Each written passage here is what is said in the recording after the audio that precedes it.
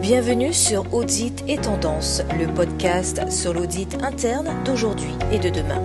Avec Pascal Legendry, contrôleur de gestion, auditrice interne chargée de l'évaluation de la performance à l'Université de Guyane. Autour d'une interview court format, découvrons les nouvelles terres d'accueil de l'audit interne. Pour cette première série de podcasts, mettons le cap sur le secteur de l'enseignement supérieur et observons. Bonjour à tous, pour ce premier podcast, Audit et Tendance, et pour ce premier épisode, pourquoi créer la fonction d'audit interne dans un établissement d'enseignement supérieur, nous avons le plaisir de recevoir Jean-Emmanuel Rudio, responsable du service audit interne à l'Université de Strasbourg, université qui est la pionnière en France. Alors, pour la création de la fonction d'audit interne, puisqu'on a vu que c'est un outil d'amélioration du fonctionnement des établissements, c'est même ce qui est ressorti lors des rencontres de Bordeaux et que tu as pu observer au sein de l'Université de Strasbourg. Est-ce qu'elle est opportune pour tous les établissements, cette création? Écoute, par rapport à ce que je viens de dire, je serais tenté de dire que la fonction d'audit interne apporte une plus-value à n'importe quel établissement. En effet, est-ce qu'il existe des établissements qui n'ont pas intérêt à améliorer leur fonctionnement, à auto-évaluer objectivement leur processus, à manager les risques auxquels ils sont exposés, et à développer leur contrôle interne? Je pense qu'il n'y en a pas beaucoup. Oui, et à accompagner le changement aussi. Ouais, du coup. Exact. Donc, a priori, je serais tenté de dire que oui, la création de l'audit interne est opportune pour tous les établissements. Mais, mettre en place cette fonction nécessite en fait de mobiliser des ressources. Et je dirais que pour que l'audit interne fonctionne dans des conditions satisfaisantes, je pense qu'il faut au moins un ETP de catégorie A qui soit dédié à cette fonction. En dessous de un ETP, c'est compliqué en termes de lisibilité de la fonction, puisque ça signifie généralement qu'un agent est en même temps auditeur interne et qu'il a aussi une autre casquette en parallèle. Et du coup, pour les collègues qui sont dans cette situation, et il y en a effectivement, c'est pas vraiment facile, quoi. Et donc, par expérience, par rapport à ce que j'ai vécu à Strasbourg, je préconiserais moi d'avoir au moins 1,5 ETP, puisque ça permet de mettre en place une supervision des missions, ce qui permet en fait d'assurer une meilleure qualité des travaux d'audit et de se mettre en fait en conformité avec les exigences des normes professionnelles. Ok. Je parle par expérience. Ça se passe à l'Université de Strasbourg? Ouais, en fait, c'est ce que j'allais dire. Je parle par expérience puisqu'à l'université, j'ai commencé en étant seul sur la fonction audit interne, à temps plein, mais seul.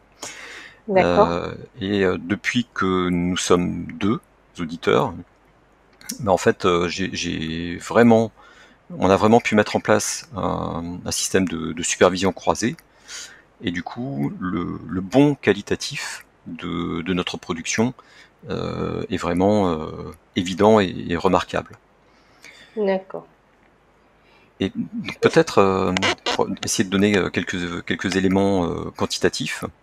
Oui, est-ce que vous avez un indicateur justement pour voir ce que ça vous a permis de gagner en qualité de vos productions?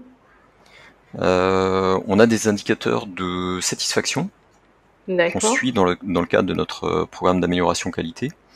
Mais en fait, je voulais pas parler de cet indicateur-là, moi. Je voulais plutôt m'intéresser à un autre indicateur qui est celui du nombre d'auditeurs rapporté à l'effectif total de l'organisme. Oui.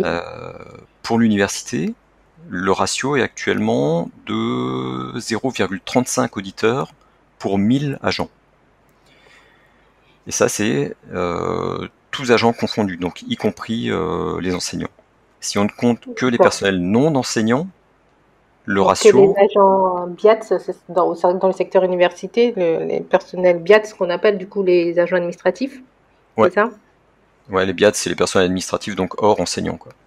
Oui. Donc si on ne retient que les personnels non enseignants, du coup forcément le ratio augmente, et là on arrive à 0,79 auditeurs pour 1000 agents.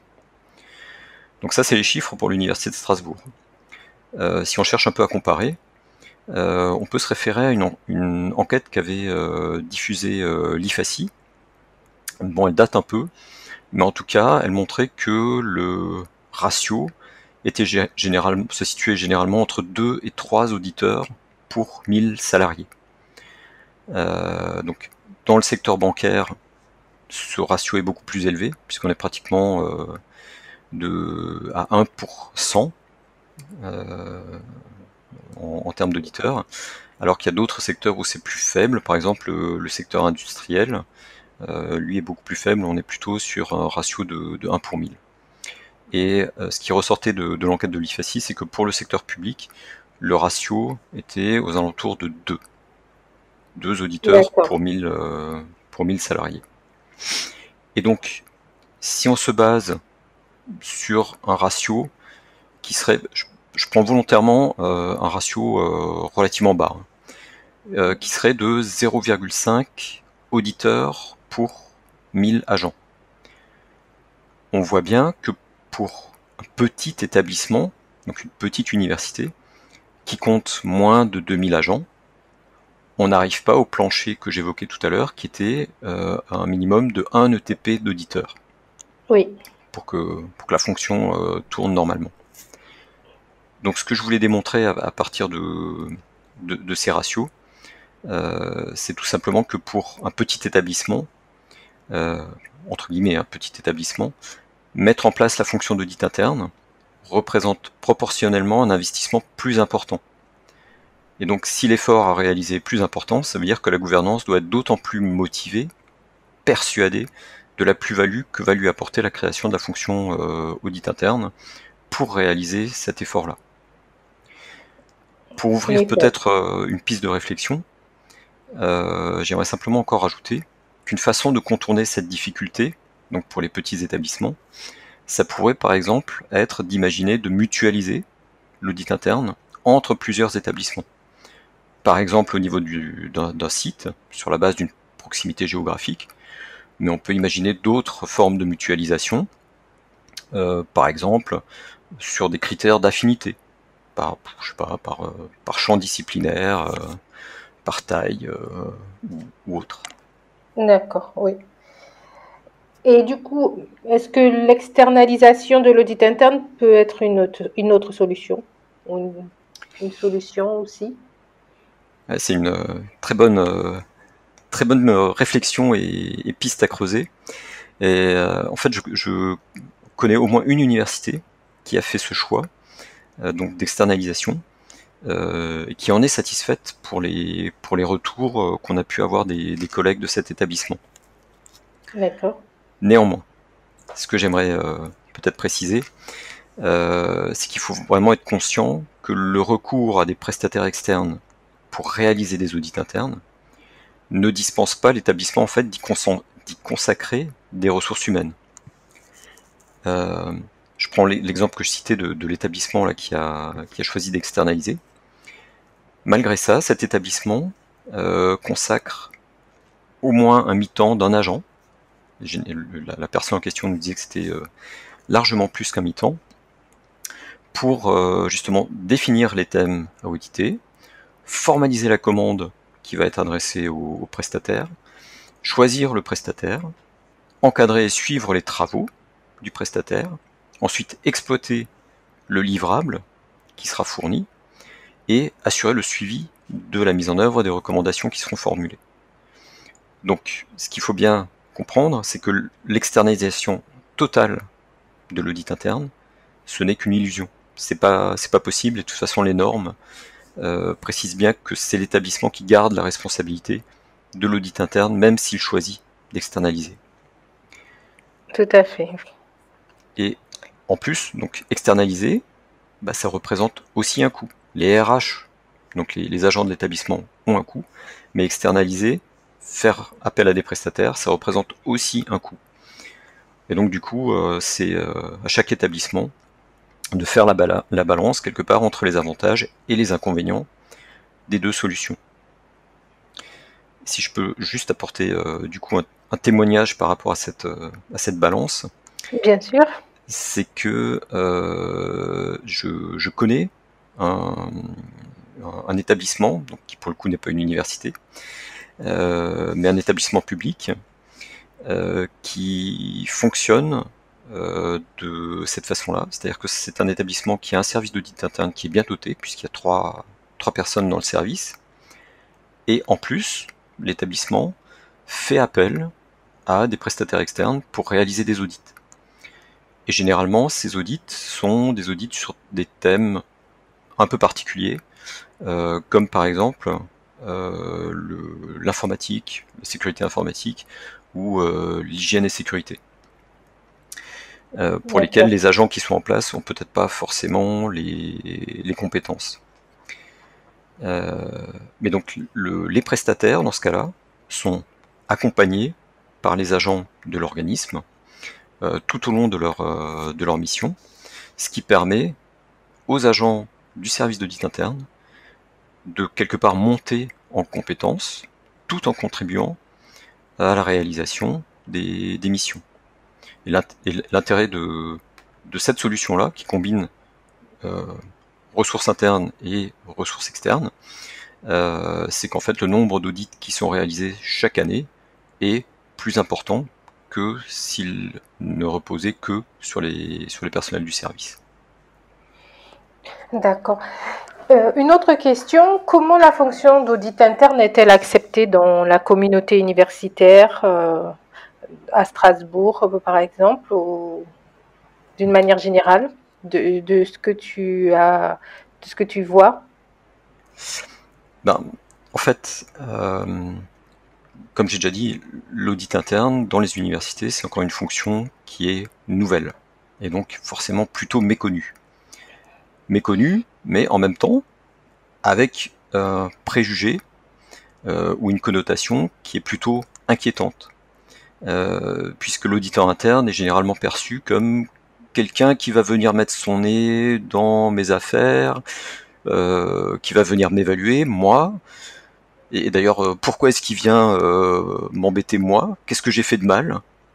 Et en plus, forcément, comme c'est un outil qui vient du secteur privé, forcément, une connotation privée qui n'est pas forcément toujours bien vue dans le service public.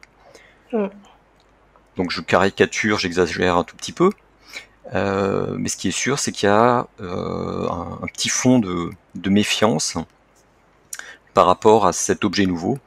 En fait, c'est relativement normal, c'est assez naturel comme réflexe.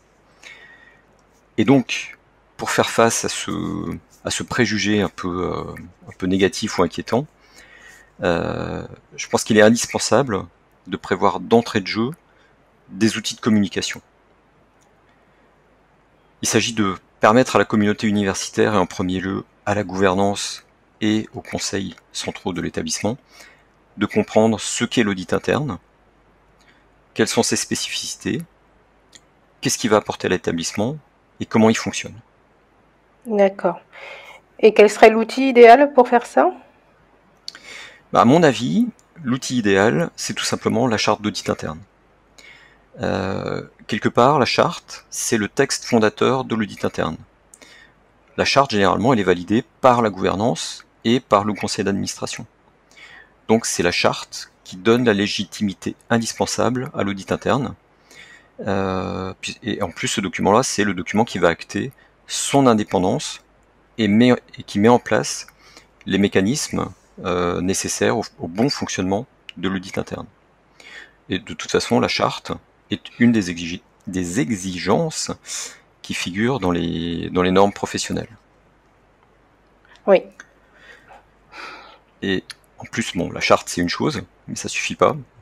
Il est évident que le soutien et la confiance de la gouvernance sont absolument indispensables pour permettre à une fonction nouvelle, comme l'audit interne, d'éclore et de croître.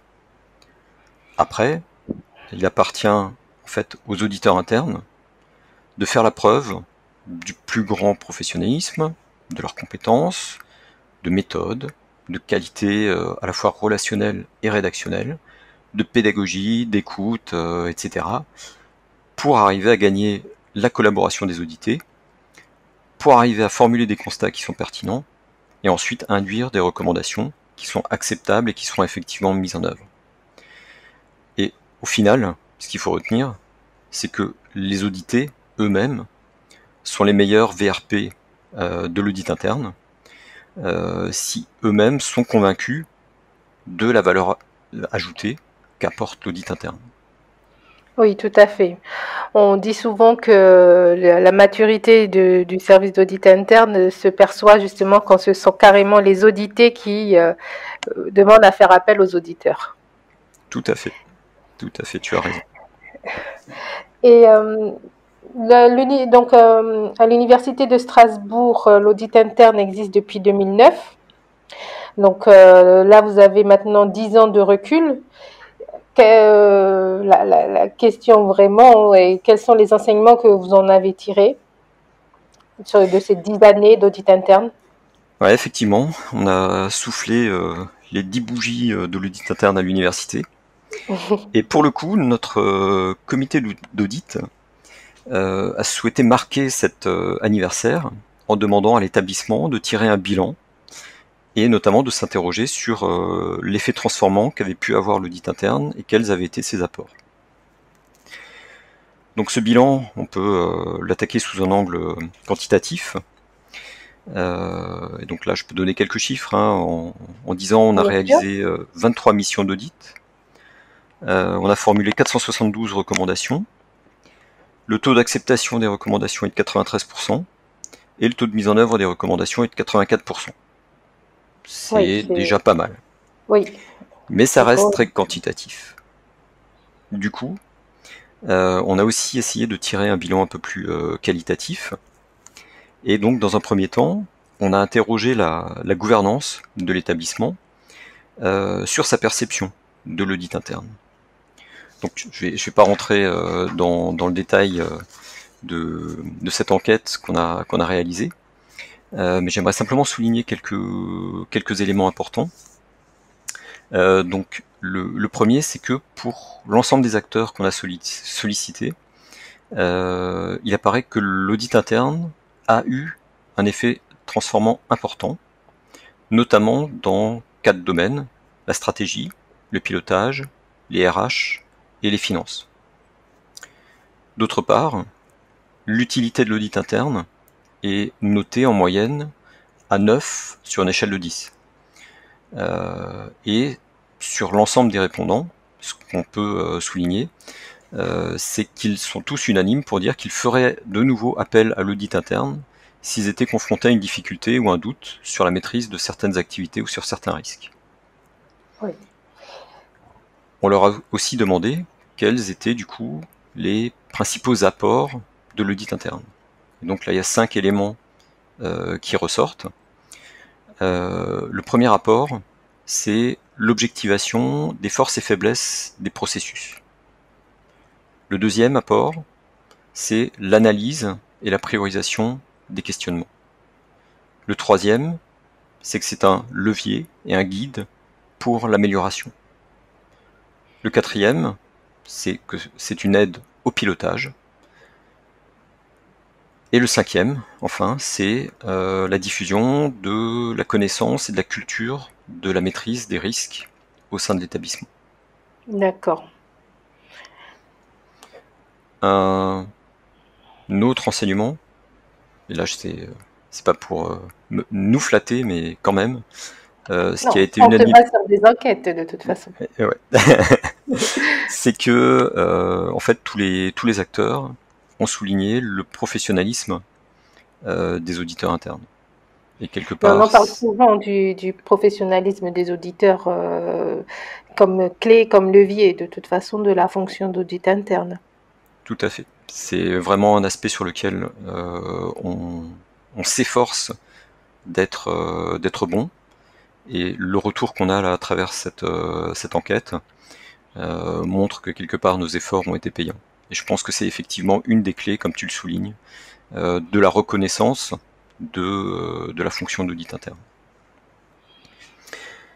Donc je disais que dans cette enquête qualitative, on avait sollicité d'une part la gouvernance, comme je viens de le présenter, Et on est aussi allé en fait vers les audités, c'est-à-dire en fait les principaux responsables des processus ou des domaines sur lesquels on a réalisé un audit au cours des 10 ans.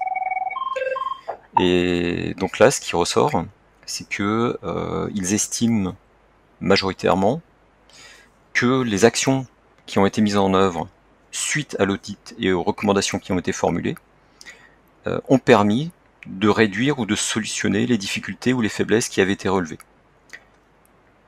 Certains nous disent que les problèmes ont été complètement levés, d'autres que tous les problèmes n'ont pas été levés, mais les plus importants.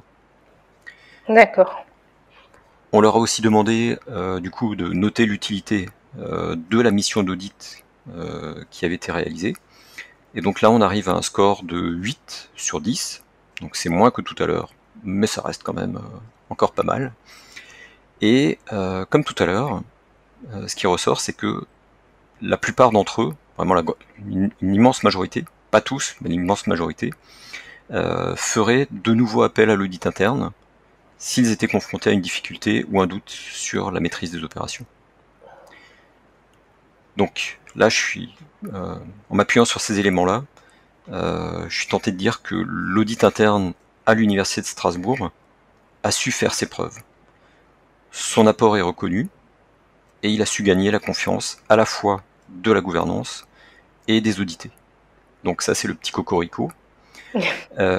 Par contre, le bilan a aussi permis de faire apparaître un certain nombre de marges de progression. Et ces marges de progression viennent quelque part alimenter le programme d'assurance et d'amélioration qualité que nous avons mis en place, puisque notre objectif, notre souci, c'est d'être exemplaire, d'être vraiment exemplaire, en cherchant en permanence à nous améliorer nous-mêmes. C'est pas tout de proposer des améliorations aux autres si nous-mêmes on n'est pas exemplaire. Ben, en tout cas, c'est vraiment un retour sur 10 ans riche, intéressant. On voit bien, voilà, tu disais que tu es parti, tu as commencé tout seul dans un service d'audit. Maintenant, tu es responsable du service d'audit interne et 10 ans après, la reconnaissance vient des audités. Donc, c'est voilà, comme je disais tout à l'heure, ça montre la maturité de ce service, de cette fonction d'audit interne. Et je pense que du coup, tu étais bien la personne indiquée pour nous faire ce premier épisode de podcast sur pourquoi créer une fonction d'audit interne dans l'enseignement supérieur. Et je t'en remercie vivement d'être prêté au jeu, de m'avoir accordé cette disponibilité. Et on verra d'autres podcasts pour aborder d'autres sujets, toujours sur l'audit interne dans l'évolution de cette fonction au sein de l'enseignement supérieur. Un grand merci, Jean-Emmanuel. Et merci à toi, Pascal, et j'écouterai avec grand intérêt les autres podcasts que tu produiras, parce que je trouve que l'initiative est vraiment très intéressante. Et merci à toi. À bientôt. À bientôt. Ciao, ciao.